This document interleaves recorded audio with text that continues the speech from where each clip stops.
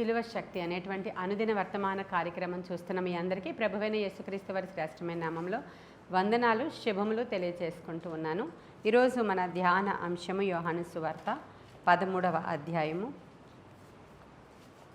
22వ వచనము నుంచి నేను చదువుతున్నాను. చూడండి. ఆయన ఎవనిని గూర్చి ఇలాగూ చెప్పెను అని శిష్యులు సందేహపడుచు ఒకరి తట్టు ఒకరు చూచుకొనుచుండగా ఆయన శిష్యులలో యేసు ప్రేమించిన ఒకడు యేసు రొమ్మున ఆనుకొను చుండెను.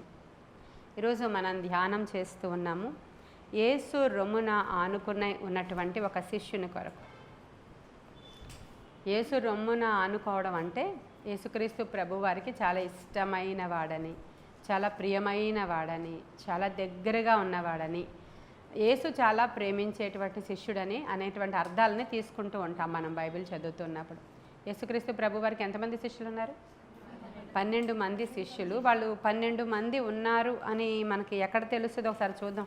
మార్కు సువార్త 3వ అధ్యాయము 15వ వచనం. శిష్యులు పేర్లు వరుసగా ఎక్కడున్నాయని ఎవరైనా అడిగితే తెలియాలి కదా. మార్కు సువార్త 3వ అధ్యాయము 15వ వచనం నుంచి 16వ వచనం నుంచి చూస్తే తెలుస్తుంది. వారెవరనగా ఆయన పేతురని పేరు పెట్టిన సీమోను, జెబెదయి కుమారుడగు యాకోబు, అతని సహోదరుడగు యోహాను, వీరిద్దరికీ ఆయన బోయనెర్గసు అని పేరు పెట్టెను. బోయనెర్గసు అనగా ఊరిమడి వారని అర్థము. అంద్రెయ, ఫిలిప్పు, బర్తలోమయి, మత్తయి, తోమా, అల్ఫయి కుమారుడగు యాకోబు, తద్దయి, కనానీయుడైన సీమోను, ఆయనను అప్పగించిన ఇస్కరియోతు, యోధా అనువారు. వాళ్ళ శిష్యులందరి పేర్లు ఎక్కడున్నాయో మీకు తెలియాలి కదా. వరుసగా ఇక్కడ ఉంటాయి. లూకా 6:14లో కూడా ఉంటాయి. కాబట్టి ఈరోజు ఈ శిష్యులందరిలో కూడా దేవుని యొక్క యేసుక్రీస్తు ప్రభువారి రొమ్మున ఆనుకొని ఉన్న శిష్యుడు అనేటువంటి మాట ధ్యానం చేయబోతున్నాం. మనం ఈ పాట కూడా పాడుతుంటాం కదా. నాథు నాథుడి యేసు నాథుని అనేటువంటి పాటలో ఆయన రొమ్మున ఆనుకొనుచు అనేటువంటి పదం వచ్చినప్పుడు చాలా నచ్చుతూ ఉంటుంది ఆ పదం. మరి అందరిలో అంటే అందరినీ సమానంగానే ప్రేమించారు దేవుడు. అంటే ప్రాముఖ్యంగా ఒక ముగ్గురిని మాత్రం వెంట పెట్టుకుని వెళుతూ ఉండేవారు ఆయన. పేతురు, యోహాను, యాకోబు అనేటువంటి ముగ్గురు మాత్రం ఆయనకి సమీపముగా ఉండేవారు. వాళ్ళల్లో ఒక శిష్యుడు ఈయన యోహాను అన్నమాట. ఇక్కడ సందర్భం ఏంటంటే యేసుక్రీస్తు ప్రభువారిని ఎవరు అప్పగిస్తారు అనేటువంటి టాపిక్ వచ్చింది అక్కడ. అలా టాపిక్ వచ్చినప్పుడు ప్రభువారు చెప్తూ ఉన్నప్పుడు ఎవరు అనేది తెలుసుకోవాలని ఆతృత సీమోనుకు ఉందన్నమాట. ఎవరు ప్రభువుని అప్పగిస్తారని ఏదో మాట్లాడుతున్నారు ప్రభు, తెలుసుకోవాలి. డైరెక్ట్గా అడిగితే తిడతారు ఆయన. డైరెక్ట్గా అడిగేంత అధికారం సీమోనుకి అయితే లేదు. అందుకని వెంటనే సైగ చేస్తాడు. ఎవరికి? యోహానికి. అక్కడే రాయబడి ఉంటుంది. సైగ చేస్తాడు. చూడండి. యోహాను సువార్త 13వ అధ్యాయము 23 నుంచి చదువుతున్నాను. చూడండి. ఆయన శిష్యులలో యేసు ప్రేమించిన ఒకడు యేసు రొమ్మున ఆనుకొని ఉండెను గనుక ఎవరిని గూర్చి ఆయన చెప్పెనో అది తమకు చెప్పుమని సీమోను పేతురు అతనికి సైగ చేశాను. చూసారా? సైగ చేశాడు అనమాట. ఒకసారి కనుక్కో అంటే కనుతో సైగ చేశాడో చేతితో సైగ చేశాడో అంటే మళ్ళీ ఒకసారి అడుగు, ఎవరు తెలుస్తుంది మనకి అని చెప్తున్నాడు అనమాట. చెప్పినప్పుడు ప్రభు అప్పుడు కొంచెం క్లారిటీ ఇచ్చారు. నేను ఎవరికైతే ముందుగా మొక్క ముంచి వాడికి ఇస్తానో వాడే నన్ను అప్పగిస్తాడని చెప్పి ఈ యోహానికి మాత్రం ఆయన చెప్పేయడం జరిగింది అక్కడ. అందుకని ఆయన యోహాను అనే ఆయన యేసయ్య చాలా ప్రేమించినటువంటి శిష్యుడిగా మనకు కనిపిస్తున్నాడు. ఎందుకని ప్రేమించారు? ఎందుకని ఆయన అంటే అంత ఇష్టమైపోయింది యేసుక్రీస్తు ప్రభు వారికి? 12 మందిని సమానంగానే ఆయన పిలిచారు. కానీ ఎందుకు అంత ఇష్టపడ్డాడంటే మనకు చూస్తాము యోహాను చాలా తెలివైన వాడుగా ఉంటాడు, చాలా పరిశుద్ధుడుగా ఉంటాడు, దేవుని ఎడల దేవుని రాజ్యం ఎడల చింతన కలిగినవాడు, అతను దైవ చింతన కలిగినవాడు. ఎందుకంటే యేసుక్రీస్తు ప్రభువారు పిలవడానికి ముందు బాప్తిస్మం ఇచ్చే యోహాను శిష్యుడైన, అంటే దేవుని కొరకు ఆరాట పడేటువంటి వ్యక్తి అన్నమాట ఈయన.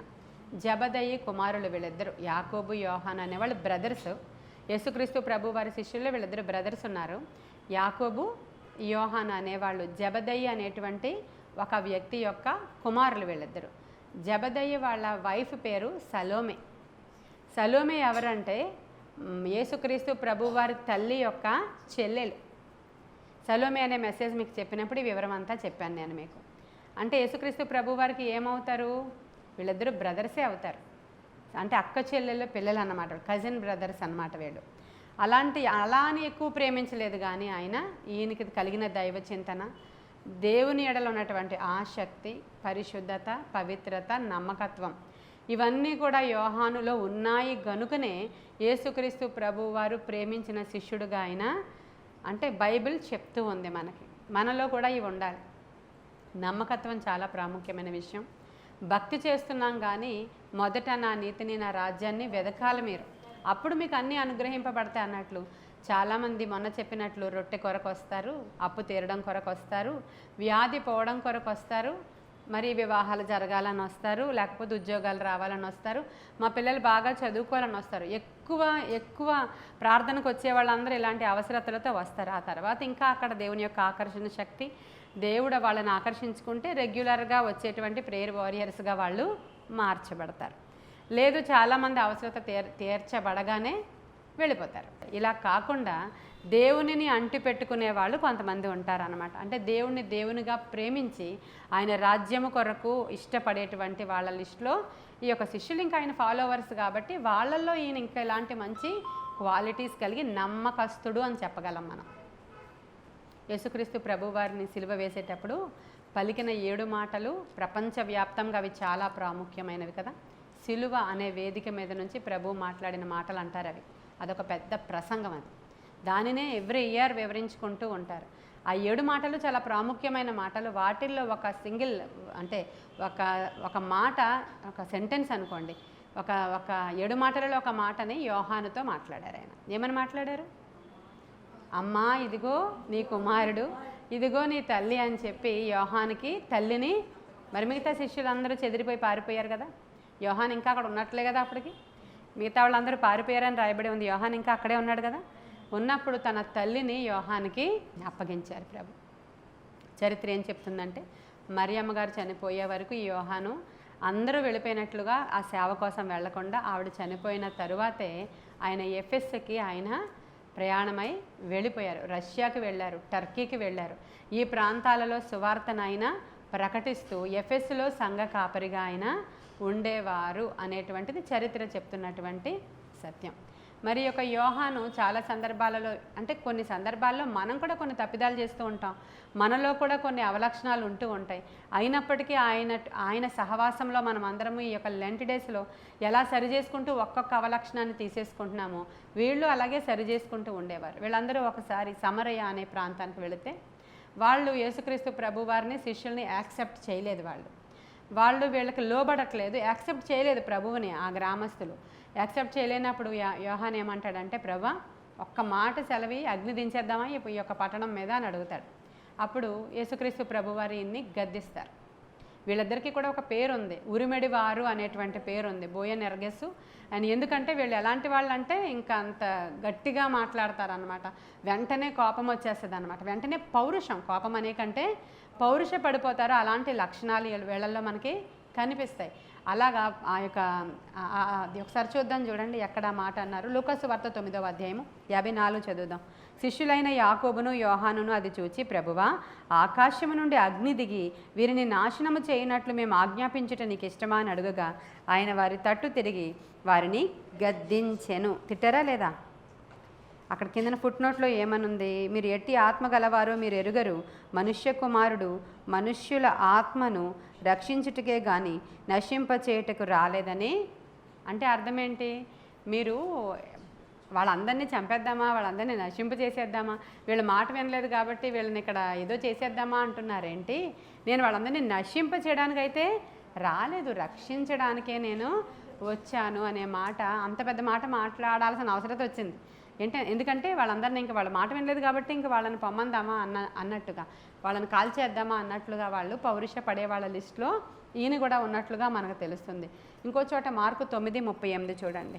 అంతటి యోహాను, బోధకుడా ఒకడు నీ పేరట దయ్యములను వెళ్ళగొట్టుట చూచితిమి, వాడు మనలను వెంబడించువాడు కాడు గనుక వానిని ఆటంకపరిచితిమని చెప్పాను. అందుకు యేసు, వానిని ఆటంకపరచుకుడి, నా పేరట అద్భుతములు చేసి నన్ను చులకనగా నిందింపగలవాడెవడును లేడు, మనకు విరోధి కానివాడు మన పక్షమున ఉన్నవాడు. ఇక్కడే సందర్భం ఏంటంటే వీళ్ళందరూ పరిచర్య చేసి వచ్చేసిన తర్వాత ఎలా పరిచర్య చేస్తున్నారో చూస్తున్నారు కొంతమంది, ఎలాగా అద్భుతాలు చేస్తున్నారో చూస్తున్నారు కొంతమంది, ఎలా వాక్యం మాట్లాడుతున్నారో చూస్తున్నారు కొంతమంది. ఈ రోజుల్లో లాగే మన వాక్యము మాట్లాడుతూ ఉన్నప్పుడు అనేక మంది మన వాక్యం మాట్లాడింది తీసుకుని ఇంకో చోట బోధించుకోవడం చేస్తూ ఉంటారు. మనం ఎలాగ ఇక్కడ స్వస్థతలు చేస్తున్నామో, ఎలాగ దయ్యాలను వెళ్ళగొడుతున్నాం, ఎలాగ అధికంగా ఇక్కడ ఆరాధిస్తున్నామో చూసినప్పుడు అనేక మంది ఇలా ఆరాధన స్టైల్ బాగుంది, ఇలా స్త్రీలందరూ కూర్చొని అనుదినము కూడుకొని ప్రార్థన చేయడం చాలా బాగుందని అనుకరిస్తున్నామని నాకు కూడా ఫోన్లు చేసి చెప్తున్నారు. మీ ఆరాధన చూసి మేము నేర్చుకున్నామని చెప్తున్నారు. మీలాగా కూర్చొని ఇలా ఆరాధించుకోవడం ప్రార్థించుకోవడం చాలా ఇష్టం, మేము ఫాలో అవుతున్నామని చెప్తున్నారు. అప్పుడు చాలా మంచిదని నేను కూడా మంచి ఇన్స్పిరేషన్గా దేవుడు మనల్ని ఉంచాడు అని నేను కూడా చాలా సంతోషిస్తూ ఉంటాను. కొన్ని సందర్భాల్లో ఇక్కడ ఏం జరిగిందంటే అతను యేసుక్రీస్తు ప్రభు వారికి సంబంధించిన వాడు కాడు, వాళ్ళ గుంపులోని వాడు కాదు, మన చర్చిలోని వాడు కాడనమాట. బయటికి వెళ్ళి మన పేరు మీదనే ఏవో చేస్తున్నాడంట ఇక్కడ జరుగుతున్న సందర్భం. అంటే యేసుకు సంబంధించిన వాడిని అన్నట్టు, నిస్సీకి సంబంధించిన వాళ్ళం అన్నట్లు అక్కడ ప్రయోగం చేస్తూ ఉంటే కోపం వచ్చేసింది యోహానికి. యేసయ్య చూడండి, వాడు మనవాడు కాదు, మనల్ని ఫాలో అవుతున్నవాడు కాదు, అసలు మన తాలూకా వాడే కాడు, కానీ అక్కడ ఏవో దయ్యాలను వెళ్ళగొట్టి అద్భుతాలు చేసేస్తున్నాడు నీ నామం పేరట అని చెప్పినప్పుడు, సరే ఎవడైనా సరే మనకి విరోధి కానివాడు మనలాగా ప్రవర్తిస్తూ మన నామాన్ని ఉపయోగించుకుంటే తప్పేమీ కూడా లేదు, వాడిని ఏమీ కూడా ఆటంకపరచొద్దు అని చెప్పాడు. హల్లెలూయా. అంటే ఇక్కడ మనము ఏది చూసుకోవాలంటే సిలువ దగ్గరకు వచ్చి మనము ప్రతిదినము లేఖనాలని ధ్యానం చేస్తూ సిలువ దగ్గర ఉన్నటువంటి ప్రతి ఒక్క క్యారెక్టర్ని స్టడీ చేస్తూ వాళ్ళ జీవితాల్లోంచి ఏమి నేర్చుకుంటున్నామా అని మధ్యలో నేర్చుకుంటున్నాం. విధేయత నేర్చుకుంటున్నాం, నమ్మకత్వాన్ని నేర్చుకుంటున్నాం, గర్వాన్ని విడనాడుతున్నాం, బుద్ధి నేర్చుకుంటున్నాం, భక్తి నేర్చుకుంటున్నాం, ఇంకా ఏమేమి నేర్చుకోవాలో నేర్చుకుంటూ ఆయన రొమ్మున ఆనుకొని ఉన్నటువంటి శిష్యుడు ఆ సిలువ దగ్గర నిలవబడి ఈరోజు మనకేం చెప్తున్నాడు ఆయన, నేను కూడా మీలాగే తొందరపాటు గలవాడిని, నేను మీలాగే అప్పుడప్పుడు హైపర్ అయిపోతూ ఉంటాను, నేను మీలాగే వేరేగా ఆలోచిస్తూ ఉండేవాడిని ఒక్కొక్కసారి, నేను మీలాగే తొందరపాటు స్వభావం కలిగిన వాడినే, కానీ దేవుని ప్రేమ నన్ను మార్చింది అని చెప్తున్నాడు. హల్లెలూయా. యేసుక్రీస్తు ప్రభువారికి నేను ఆనుకొని ఉన్న కారణంగా మీరు చూస్తారు అపొస్తలుల కార్యాలు, గలతీయులకు రాసిన పత్రికల్లో మీరు చూస్తే మూల స్తంభాలు అంట తర్వాత వాళ్ళు. హల్లెలూయా. సంఘానికి వాళ్ళు స్తంభాలుగా చేశాడంట దేవుడు. చూడండి, ఇన్ని ఆటోమేటిక్గా చాలా అవలక్షణాలు ఉన్నటువంటి వాళ్ళని మనం చూస్తుంటే మనలో కొంతమంది ఇలా అంటారు, వాళ్ళు ఎప్పుడు అబద్ధాలు ఆడతారు వాళ్ళని నమ్మొద్దు, వాళ్ళు ఎప్పుడు తొందరపాటు నిర్ణయాలు తీసుకుంటారు వాళ్ళని నమ్మొద్దు, వాళ్ళు ఎప్పుడు కోపిస్ట్గా మాట్లాడతారు వాళ్ళని వద్దు అని మనం ఇలా అనుకుంటూ ఉంటాం. కొంతమందిని అవుట్వర్డ్ అపీరెన్స్ని చూసి మనం డిసైడ్ చేసేస్తూ ఉంటాం. కాబట్టి ఎవరిలో ఏ మంచి దాగి ఉందో మనకి తెలియదు కదా. దేవుని యొక్క ప్రేమ దానిని బయటికి తీస్తుంది. సహవాసంలో మనకి నెమ్మదిగా వస్తూ ఉంటే వాళ్ళు అలా అనుకుని అందరూ మంచోళ్ళు కాదని ఒక్కొక్కరిని నేను కొట్టుకుని పోతూ ఉంటే ఎవరు మిగులుతారు ఇక్కడ? కాబట్టి ఎవరిని చూసి ఎప్పుడు కూడా మనం ముందుగా తీర్పు తీర్చేయాల్సిన అవసరత లేదు. ఇదొకటి మనం నేర్చుకోవాలి. వాళ్ళు మంచోళ్ళు కాదు, వీళ్ళు మంచోళ్ళు కాదు, ఆమె మంచిది కాదు, నిజమే. కానీ మన దగ్గరికి వస్తూ ఉన్నప్పుడు ఈ బోధ ద్వారా వాళ్ళు మార్చబడాలి, ఈ దేవుని ప్రేమ ద్వారా వాళ్ళు మార్చబడాలి. ఇలా నేను అబద్ధాలు ఆడకూడదు, ఇలా నేను చెడ్డదానిగా ప్రవర్తించకూడదు, ఇలా అందరూ ఒక ఎత్తునుంటే నన్ను విడిగా చూస్తూ నన్ను ఒక చెడ్డదానిలా చూస్తున్నారే, నేను ఈ యొక్క గుంపులో ఒక దానినే అనేటువంటి తగ్గింపుతో మరలా ఎలా అయితే ఒక్కొక్కరు జాయిన్ అయ్యి మనకు వస్తున్నారో అలాగ మనకు ఆలోచన చేసినప్పుడు మనలాంటి వాళ్ళే ఈ శిష్యులు కూడా. కానీ వాళ్ళు ఎంత మంచి పేరు సంపాదించుకుని దేవుని కొరకు జీవగ్రంథంలో వాళ్ళ పేర్లు లిఖించబడి అసలు పరలోక రాజ్యంలో పునాది రాళ్లల్లో ఒక రాళ్ళుగా ఏర్పడి అక్కడ ఉన్న సింహాసనాల మీద వాళ్ళు అధిష్ఠించారు అని అంటే వాళ్ళని చూసినప్పుడు మనం ఏమి నేర్చుకోవాలో దేవుడు ఈ సిలువ ధ్యానాల్లో మనకి నేర్పిస్తున్నారు. కాబట్టి ఇప్పుడు నేను చెప్పిన లక్షణాలన్నీ వాళ్ళలో మనలాగే ఉన్న లక్షణాలు చెప్పాను నేను. కాబట్టి ఇప్పుడు ఇంక ఈయన ఎంత మంచివాడు అంటే చాలా జ్ఞానము కలిగిన వాడు, చాలా దైవికమైన శక్తి కలిగినవాడు. మరియమ్మ గారిని ఈయనకి అప్పచెప్పారు, ఆయన అంతవరకు నమ్మకంగా చేశాడు. తర్వాత ఎక్కడికి వెళ్ళడం చెప్పాను, ఎఫెస్కి వెళ్ళడం చెప్పాను కదా. ఎఫెస్లో ఉన్న ఒక సంఘానికి ఆయన కాపరిగా ఉన్నారు. రష్యా, ఇరాన్, టర్కీ ఈ 3 ప్లేసెస్ని కూడా సువార్త ఆయన ప్రకటిస్తూ ఆయా కంట్రీస్కి ఆయన తిరిగారు. అయితే ఇక్కడ ఉన్నప్పుడు అంటే ఆయనను పద్మాసు ద్వీపంలో 18 నెలలు బంధించారు. ఆయన శిష్యులందరికీ హతసాక్షులుగా అయిపోతున్నటువంటి సమయం అది, చంపేస్తున్నారు అందరినీ, సంఘం చెదరగొట్టబడింది. దేవుని కొరకు వాడబడుతున్న వాళ్ళందరినీ కూడా చంపుతున్నటువంటి దినాలు అవి. వాళ్ళందరూ హతసాక్షులు అయిపోతున్నారు. ఎవరికి ఏ పనిష్మెంట్ ఇచ్చారో వాళ్ళందరూ అలా చనిపోతున్నారు. సిలువ మరణం వేస్తే సిలువ మీద చనిపోతున్నారు. వాళ్ళు కొట్టి చంపుతున్నారు, నరికి చంపుతున్నారు, తల కూడా నరికేస్తున్నారు. ఇలాంటి అన్ని పనిష్మెంట్స్ ఇస్తున్నప్పుడు ఈయనకి కూడా ఒక పనిష్మెంట్ ఇచ్చారు. ఏంటంటే నూనె మరుగుతూ ఉన్నటువంటి నూనెలో వేయాలి అనేటువంటి పనిష్మెంట్ ఈయన. అయితే మరుగుతున్న నూనె నీళ్లు కూడా కాదు, మరుగుతున్నటువంటి నూనెలో వేసినప్పుడు ఈయన చల్లనీళ్ళలోంచి వచ్చినట్లు బయటకు వచ్చాడు ఈయన. అది ఎంత అద్భుతమైనటువంటి విషయం కదా. ఇది బైబిల్ గ్రంథంలో లేవు కానీ చరిత్ర పుస్తకాలలో, చరిత్ర ఆధారాలలో, రోమన్ క్యాథలిక్కి సంబంధించినటువంటి పుస్తకాల్లో క్లియర్గా వాళ్ళ చరిత్రలు వాళ్ళ డేట్స్తో సహా ఉన్నాయి. కాబట్టి ఆయన నూనెలో నుంచి బయటకు వచ్చేస్తే ఆయన బయటకు వచ్చిన తర్వాత రాజు కూడా చాలా సర్ప్రైజ్ అయ్యాడు. కానీ ఆ రాజు చాలా మొండివాడు కాబట్టి ఈ పద్మాసు అనేటువంటి ద్వీపానికి ఆయన్ని పంపించేశారు. అది ఎంత పెద్ద ప్లేస్ ఉంటుందంటే 15 కిలోమీటర్లు పొడుగు కలిగినటువంటి ప్రదేశము, 9 కిలోమీటర్లు వెడల్పు. ఏదేది ద్వీపం గురించి మాట్లాడుతున్నాను నేను. 15 కిలోమీటర్ల పొడుగు, 9 కిలోమీటర్ల వెడల్పు ఉన్నటువంటి ఆ పద్మాసు అనేటువంటి ద్వీపానికి పంపించినప్పుడు అక్కడే దేవుడు అతనితో మాట్లాడి ఈ యొక్క ప్రకటన గ్రంథము రాయడానికి ఈయనకి జ్ఞానాన్ని అనుగ్రహించారు. హల్లెలూయా. ప్రతి చెరలో కూడా ఒక అద్భుతమైనటువంటి కార్యాన్ని దేవుడు చేస్తాడు. ఆ ప్లేస్లోకి వెళ్ళక అక్కడ ఏం ఖాళీగా కూర్చోలేదు ఆయన. అక్కడ కూడా మరి ఆయనకు పుస్తకాలు ఎక్కడవి, గ్రంథపు చుట్టలు ఎక్కడవి, పెన్నులు ఎక్కడవి అంటే నేనేం చెప్పలేను. ఆయన ఎక్కడ అవన్నీ ఆ రోజుల్లో రాసేటువంటివి ఇలాంటి పుస్తకాలు కాదు కదా. వాళ్ళు చర్మపు కాగితాల మీద రాశారో మరి అప్పటికే మరి ఏమి అవి మరి మనుగడలో ఉన్నాయో నాకు అవి తెలియవు. కానీ మొత్తానికి ప్రకటన గ్రంథంలో ఉన్న సంగతులన్నీ కూడా అక్కడే ఆయన దేవుని దగ్గర నుంచి కనుగొని దేవుడు చెప్తూ ఉంటే పద్మాసు ద్వీపంలో నేను పరవాసిగా ఉన్నానని రాయబడి ఉంటుంది ప్రకటన గ్రంథంలో స్టార్టింగ్లోనే. ఆ పద్మాసు ద్వీపంలో అది రాసిన తర్వాత ఇంకొక రాజు వచ్చాడు, కొత్త రాజు. అతని పేరు నెర్వ. ఆ క్రొత్త రాజు వచ్చినప్పుడు ఇక్కడ పనిష్మెంట్ అనుభవిస్తున్నటువంటి ఈయన్ని మళ్ళీ ప్రజల్లోనికి తీసుకొని వచ్చేసాడనమాట. బయటికి విడుదల చేయబడ్డాడు ఆయన. ఆ విడుదల చేసిన తర్వాత మరలా ఆయన చాలా పరిచర్య చేసినట్లుగా మనం ఇక్కడ చూస్తున్నాం. అయితే ఆయన 100వ శతాబ్దంలో చనిపోయాడు. ఆయన ఎప్పుడు పుట్టాడంటే క్రీస్తు శకము 6వ శతాబ్దంలో పుట్టాడు. ఆయన క్రీస్తు శకము 6వ సంవత్సరంలో పుట్టాడు. క్రీస్తు శకము 100వ సంవత్సరంలో ఆయన మరణించాడు. ఎన్ని సంవత్సరాలు ఆయనకి? 96 సంవత్సరాలకి ఆయన చనిపోయాడు. అంటే ఆయనకి మంచి ఆయుష్కాలాన్ని దేవుడు ఇచ్చాడు. ఆయన సహజ మరణమే పొందారు. ఆయన హతసాక్షి అయిపోలేదు. ఆయన్ని ఎవరో చంపలేరు, ఎవరో చంపలేకపోయారు. ఆయన హతసాక్షిగా అవ్వలేదు. కానీ అంటే సహజ మరణాన్ని ఆయన పొందుకున్నట్లుగా మరి చరిత్ర చెప్తూ ఉంది. అయితే బైబిల్ గ్రంథంలో ఉన్నటువంటి నూతన నిబంధనలో ఉన్నటువంటి 27 పుస్తకాలలో 5 పుస్తకాలు రాశాడు ఆయన. చూసారా ఎంత గొప్ప మరి ఆశీర్వాదం యేసు రొమ్మున ఆనుకున్నటువంటి శిష్యుడికి దేవుడు ఇచ్చాడు. 5 పుస్తకాలు రాశాడు. చెప్పండి. యోహాను సువార్త, 1వ యోహాను పత్రిక, 2వ యోహాను పత్రిక, 3వ యోహాను పత్రిక, ప్రకటన. ఈ 5 పుస్తకాలు ఈయన రాశాడు. ఎక్కువ పుస్తకాలు పౌలు గారు రాశారు, 14. ఈయన మాత్రం ఇక్కడ సెకండ్ ప్లేస్ అనమాట. అయింది 5 పుస్తకాలు రాశాడు. అన్నిటికంటే చాలా ప్రాముఖ్యమైనది ప్రకటన. అది జ్ఞానులకే జ్ఞానాన్ని ఇచ్చేటువంటి ప్రకటన, అర్థం కానటువంటి ప్రకటన గ్రంథం. ఎంత జ్ఞానం ఉండాలి యోహానికి. ఆయన ఎవరట? చేపలు పట్టుకునేవాడు. ఆయన పెంట మీద నుంచి లేవనెత్తుతాడు వేదల్ని కదా. దిక్కులేని వాళ్ళ జ్ఞానులను సిగ్గుపరచడానికి అజ్ఞానులను బయటికి తీసుకొస్తాడంట ఆయన. ఈరోజు మీరు నేను కూడా దేవునికి మనం సమీపస్తులుగా ఉండి వాడబడితే ఎవరినైనా వాడుకుంటాడు ఆయన. స్వార్థం విడిచిపెట్టి, అపవిత్రత విడిచిపెట్టి, లోకాశలు, నేత్రాశ, శరీరాశ, జీవపు డమ్మము నుంచి దూరంగా వస్తే మనల్ని బొగ్గుని వజ్రంగా చేస్తాడు ఆయన. నాకైతే ఏ జ్ఞానం లేదు చిన్నప్పటి నుంచి. చాలా తక్కువ మార్కులే, అంటే యావరేజ్ మార్కులే వస్తూ ఉండేవి తప్ప క్లాస్ ఫస్ట్ మాత్రం ఎప్పుడు కూడా వచ్చిందాన్ని నేనేమీ కానే కాదు. అసలు నాకు ఏ జ్ఞానం లేదు అని అనుకుంటూనే ఉండేదాన్ని ఎప్పుడూ నేను. అంటే బయటికి అవుట్వర్డ్ అపీరెన్స్ మాత్రం నేను చాలా జ్ఞానం గల దానిగా కనిపిస్తూ ఉండేదాన్ని అంతే చిన్నప్పటి నుంచి. కానీ క్లాస్ ఫస్ట్, స్కూల్ ఫస్ట్ నేను ఎప్పుడూ రాలేదు నేను. మామూలుగా ఫస్ట్ క్లాస్లో పాస్ అవ్వడం వేరు, క్లాస్ ఫస్ట్ గురించి మాట్లాడుతున్నాను. 10th కూడా సెకండ్ క్లాసే, ఇంటర్ అయితే 3rd క్లాస్, డిగ్రీ అయితే ఫస్ట్ క్లాసే, పీజీ అయితే ఫస్ట్ క్లాస్లోనే పాస్ అయ్యాను. అప్పటికి కొంచెం జ్ఞానం వచ్చింది నాకు. కానీ అంత జ్ఞానం ఉండేది కాదు చిన్నప్పుడు నాకు.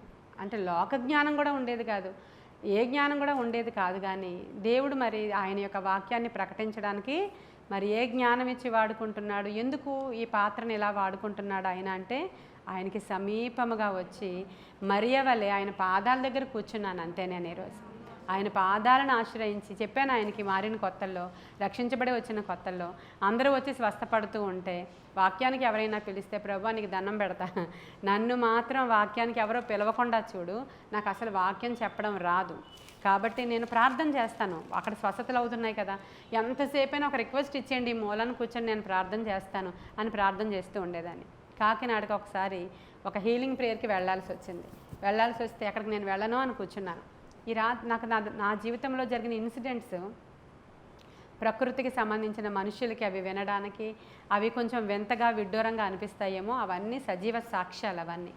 ఆ రోజు పాస్టర్ గారు దేనికోసమో వెళ్ళారు అక్కడెక్కడికో. నేను ఒక్కరిదాన్నే ఇంట్లో ఉన్నాను, బాబు నా పక్కన పడుకొని ఉన్నాడు, చిన్నోడు వాడు. అప్పుడు మనకి ఇంకా సెల్ ఫోన్స్ లేవు, గోడకు ఉండేదన్నమాట ఫోన్, ల్యాండ్లైనే, అది కొంచెం షోగా ఉండేది మా ఇంట్లో, గోడకు ఉండేదన్నమాట.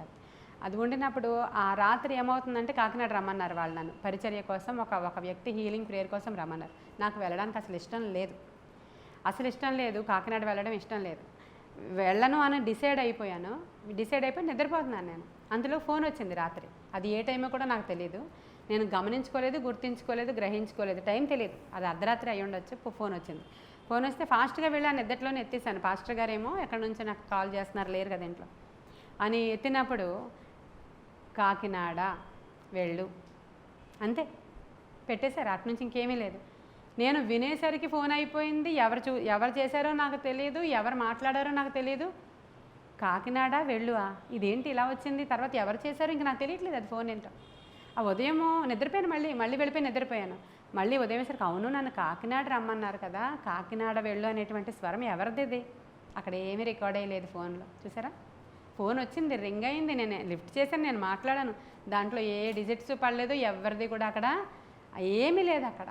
అప్పుడు మరుసటి రోజు ఫోన్ చేసి నేను కాకినాడ వస్తానని చెప్పాను. పరిచర్య ఎలా స్టార్ట్, ఇప్పుడు ఎందుకు వెళ్ళనని అనుకుంటున్నారు, వాక్యం చెప్పమంటారని. ప్రార్థన చేయడానికైతే వెళ్ళిపోవడం ఇష్టమే, నాకు ప్రార్థన చేస్తాను, నాకు వాక్యం చెప్పేసి ప్రార్థన చేద్దరు, కానీ మేము గ్యాదర్ చేస్తాం కొంతమందిని అన్నారని వాక్యం రాదు కదా, మరి నాకు చెప్పడం రాదు కదా, నాకు వాక్యం చెప్పడం రాదు. ఆ రోజు ప్రభువా నేను వెళ్ళను అసలు అని చెప్పి అనుకున్నాను, కానీ దేవుడు అలా ఆశ్చర్యమైన విధానంలో అలా మాట్లాడారు. నేను వెళ్ళాను, ఏం చెప్పానో నాకే తెలియదు, అసలు రాదు నాకు నిజంగానే. ఏదో ఒక మాటను పట్టుకుని ఎంతసేపు కూర్చొని దీన్ని ఎలా చెప్పాలని కొంచెంసేపు చదివించేసి వాళ్ళ చేత ఏం చెప్పేశాను. అదేమీ మంచి వర్తమానం కాదు, అది కరెక్ట్ వర్తమానం కూడా కాదు, కానీ ఏం చేయాలో తెలియక అలా చెప్పేసి ప్రార్థన చేసి వచ్చినప్పుడు అక్కడ ఉన్నటువంటి రోగి అయితే స్వస్థపరచబడిపోయాడు. కాబట్టి అలాగా కొనసాగినటువంటి నా బోధ మరి ఎలాగ నేను ఈరోజు ప్రతిదినము మాట్లాడడానికి అవసరమైన శక్తి నాకు దేవుడిచ్చాడు చెప్పండి. ఇదంతా కూడా దేవునితో అధికమైనటువంటి సహవాసం చేస్తూ ఉంటే మనల్ని దేవుడు జ్ఞానులుగా తయారు చేసేస్తాడు. మనకేమి రావాల్సిన అవసరత లేదు కదా, జ్ఞానులుగా మనల్ని ఆయన ఎంచుతాడు. వాళ్ళు జాలరి వాళ్ళు అంటే ఒక ఏమంటారు, నావలో చేపలు పట్టుకుంటూ పని వాళ్ళతో కలిసి ఆ సీన్ అంతా కూడా ఒకసారి చూద్దాం. ఆ చోట ఉంటుంది చూడండి, 18 నుంచి చూద్దామండి. యేసు గలిలియా సముద్ర తీరమున నడుచుచుండగా పేతురు అనబడిన సీమోను అతని సహోదరుడైన ఆంద్రియా అని 2 సహోదరులు సముద్రంలో వలవేయుట చూచెను. వారు జాలర్లు. ఆయన నా వెంబడి రండి, నేను మిమ్మల్ని మనుష్యులను పట్టు జాలర్లుగా చేతునని వారితో చెప్పాను. వెంటనే వారు తమ వలలు విడిచి ఆయనను వెంబడించిరి. ఆయన అక్కడ నుండి వెళ్ళి, ఇది మనకు కావాలి, జబదయి కుమారుడైన యాకోబు అతని సహోదరుడైన యోహాను అని మరి 2 సహోదరులు తమ తండ్రి అయిన జబదయి యొద్ద దోనెలో ఏం చేస్తున్నారంట, వాళ్ళు తండ్రి దగ్గర జబదయి దగ్గర దోనెలో వలలు బాగు చేసుకుంటున్నారంట. వాళ్ళు మన పౌలు గారిలాగా ఏమీ కూడా అక్కడ యూనివర్సిటీ స్టడీస్ చేయలేదు, అక్కడ వాళ్ళు వలలు బాగు చేసుకుంటూ ఉన్నప్పుడు వాళ్ళను చూచి ప్రభు పిలిచినప్పుడు వెంటనే వారు తమ దోనెను తమ తండ్రిని విడిచిపెట్టి ఆయనను వెంబడించిరి. హల్లెలూయా. తమ దోనెని విడిచిపెట్టేశారంట, వలలను విడిచిపెట్టేశారంట. ఇంకో చోట రాసి ఉంటుంది, పని వారికి అవి అప్పగించి వాళ్ళు వచ్చేసారు అని రాయబడి ఉంటుంది. అంటే వాళ్ళకి పని వాళ్ళు కూడా ఉన్నారు, వాళ్ళు మంచి వ్యాపారస్తులు, మంచిగా వ్యాపారం జరుగుతూ ఉంది. తండ్రి 2 కొడుకులు కూడా వ్యాపారం చేస్తున్నటువంటి బిజినెస్, అది బిజినెస్ని విడిచిపెట్టేశారు, వలలను విడిచిపెట్టేశారు, కుటుంబాన్ని విడిచిపెట్టేశారు, అన్నీ విడిచిపెట్టి ప్రభు వారితో సేవలోనికి వచ్చేసినటువంటి బ్రదర్స్ వాళ్ళు. కాబట్టి ఈరోజు మనకి యేసు రొమ్మున ఆనుకొని ఉన్నటువంటి శిష్యుడు ఎన్ని పాఠాలు నేర్పించాడో నాకు తెలియదు, మరి చెప్పడానికి ఏమేమి నాకు తోచిందో అవన్నీ కూడా మీకు చెప్పడం జరిగింది. గలతీలకు రాసిన పత్రిక 2వ అధ్యాయము 9వ వచనం చూద్దాం. స్తంభములుగా ఎంచబడిన యాకోబు, కేఫా, యోహాను అనువారు నాకు అనుగ్రహింపబడిన కృపను కనుగొని మేము అన్యజనులకు తాము సున్నతి పొందిన వారికి అపోస్తలులుగా ఉండవలనని చెప్పి తమతో పాలివారమనటకు సూచనగా నాకును బర్నబాకును కుడి చేతినిచ్చి పౌలు చెప్తున్నాడండి. పౌలు చెప్తున్నాడు ఎవరి గురించి, యోహాను గురించి చెప్పడానికి ముందు ఏమన్నాడు, స్తంభములుగా ఎంచబడిన వారు. చూడండి ఎవరంటే యోహాను స్తంభం, ఆ యొక్క యెరూషలేము కౌన్సిల్లో వీళ్ళు స్తంభాలు అన్నమాట. వాళ్ళు వీళ్ళకి చెయ్యి ఇచ్చి పరిచర్యలోనికి మమ్మల్ని లోపలికి ఆహ్వానించిన వాళ్ళల్లో స్తంభమైనటువంటి యోహాను ఒకరు అని పౌలు చెప్తున్నాడు అక్కడ. చూసారా, ఈ యోహాను ఎలాంటి వాడంటే అంటే యెరూషలేం కౌన్సిల్లో స్తంభాలే లేండి, వీళ్ళు మూల స్తంభాలుగా ఉన్నారు, ఎల్డర్స్ అన్నమాట, పెద్దలు అన్నమాట వాళ్ళు. ఆ విధమైన పోస్ట్ మన యోహాను గారికి వచ్చింది. తర్వాత ఇంకా ఆ పరిశుద్ధాత్మ వాళ్ళు పొందుకున్న తర్వాత పేతురు యోహాను గుడి మెట్లెక్కి వెళ్ళొచ్చుండగా అక్కడ కనబడతాడు ఈయన. వీళ్ళిద్దరిద్దరుగా సేవ చేశారు, ముగ్గురుగా ప్రభువుతో ఉండేవారు. వాళ్ళ లిస్టులో ఇక్కడ వెళ్ళినప్పుడు మా దగ్గర వెండి బంగారాలు లేవు కానీ యేసు నామములో అనే గొప్ప హీలింగ్ ఈయన ద్వారా అక్కడ వీళ్ళిద్దరి ద్వారా జరిగినట్లుగా మనం అక్కడ చూస్తూ ఉన్నాం. దీనిలో మనం ఏం తీసుకుందామంటే ఆయనలాగా పరిశుద్ధత కలిగి జీవించడానికి, పూర్తిగా నీతిని రాజ్యాన్ని వెతకడానికి, దేవుని యొక్క రొమ్మును ఆనుకోవడం అనేది ఇక్కడ మనకి వాళ్ళు రొట్టె తీసుకుంటున్నప్పుడు జరిగినటువంటి ఇన్సిడెంట్లో అక్కడ ఆ మొక్క రాయబడి ఉంది. మరియ గారిని చూస్తే ఆవిడ ఎక్కడ ఉంటుంది? యేసు పాదాల దగ్గర ఉంటుంది. కాబట్టి అన్నిటికంటే ప్రాముఖ్యమైనది ప్రభు ఏమని చెప్పారు? ఆ పాదాల దగ్గర ఉండడమే చాలా ప్రాముఖ్యమైన విషయం అని మార్తతో మాట్లాడుతూ చెప్తారు కదా ఆయన. నువ్వు అనేకమైన పనుల విషయంలో చాలా తొందరగా ఉన్నావు నువ్వు, కానీ అన్నిటికంటే ఉత్తమమైనది నా పాదాల దగ్గర కూర్చోడు. ఈ కొన్ని మాటలు దేవుడు మన వెనుకల్లో దీవించను గాక. ఆమేన్. ప్రార్థన చేసుకుందాం. మహాపరిశుద్ధుడైన తండ్రి, మహోన్నతుడైన దేవ, సత్యస్వరూపి, నిత్య నివాసినికి వందనాలు. నీ బలమైన కార్యాలు మా జీవితాల్లో మీరు జరిగిస్తున్నారు. నీ పాదాల కడ చేరి మేమంతా నీ సన్నిధిలో ఆనందించే భాగ్యం మీరు మాకు ఇచ్చారయ్యా. నీ బలమైన సన్నిధి మాకు తోడుగా దయచేశారయ్యా. నీ ఆత్మతో అనుదినము మమ్మల్ని నింపుతున్నారయ్యా. దేవ, ఉత్తమమైన దాన్ని మేము ఎన్నుకున్నామని నమ్ముచున్నాము దేవా. దేవా, నీ పాదాల చెంతకు వచ్చి అనేకమైన విషయాల కొరకు మొర్రపెట్టే భాగ్యం మీరు మాకు ఇచ్చారు. ఈ యొక్క మాటలు ధ్యానం చేసుకునే భాగ్యం మాకు ఇచ్చారు. ఇంకా అనేక మందికి ఆశ ఉంది ప్రభువా. వాళ్ళందరూ యూట్యూబ్లో ఫాలో అవుతున్నారు, దూరంగా ఉన్న కారణంగా. ఆ బిడ్డలందరూ కూడా మాతో పాలిభాగస్తులే, మాతో పాలివారే తండ్రి. ఇట్టి కృప మాకు ఇచ్చినందుకు వందనాలు, స్తోత్రాలు. నీ కృపగల హస్తానికి వినుచున్న వారందరినీ అప్పగించుకుంటున్నాను. నీ ఆత్మశక్తితో మరొకసారి వినిన వారందరి జీవితాల్లో కూడా ఇంకా గొప్ప కార్యాలు జరిగించమని. నాకు జ్ఞానము లేదు, నాకు తెలివి లేదు, నాకు చదువు లేదు, నాకు ఎవరూ లేరు అనే బాధపడుతున్న వారితో కూడా నువ్వు ఈరోజు మాట్లాడావని నమ్ముచున్నాను. నిన్ను ఆశ్రయించినప్పుడు నీవు గొప్ప చేస్తావయ్యా. వారిని అనేక మందిని పెంటల మీద నుంచి లేవనెత్తావు ప్రభా. నాయన, అజ్ఞానులను జ్ఞానులుగా మార్చావయ్యా. నీ కృపలో మమ్మల్ని జ్ఞాపకం చేసుకున్నందుకు వందనాలు, స్తోత్రాలు తెలియచేసుకుంటూ నీ కృపగల హస్తానికి మమ్మల్ని మేము అప్పగించుకుంటూ నజరుడైన యేసుక్రీస్తు వారి శ్రేష్ఠ నామములో మిక్కిలి వినయముగా అడిగి ప్రార్థించి వేడుకొని పొందుకొని ఉన్నాము మా ప్రియ పరలోకపు మా తండ్రి. God bless you.